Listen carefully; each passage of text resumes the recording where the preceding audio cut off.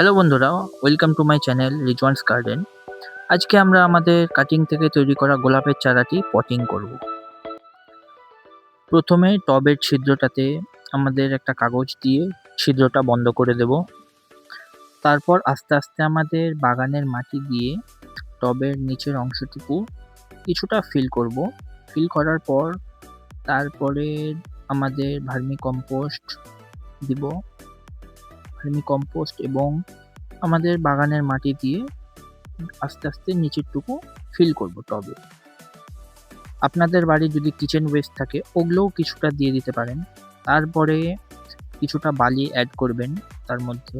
বালি অ্যাড করার পর ফাঁকা রেখে তারপর আবার কিছুটা বাগানের মাটিগুলো দিয়ে হালকা একটু ভরে দিন। ঠিক আছে?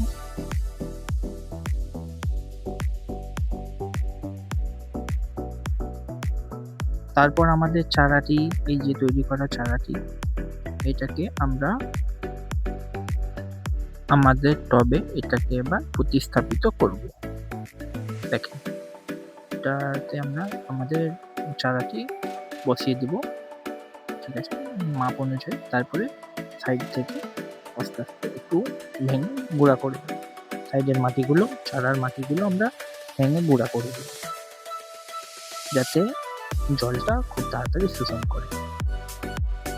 তারপর আমাদের যে বাগানের মাটি, সেই মাটি দিয়ে সাইডগুলো ফিল করতে হবে।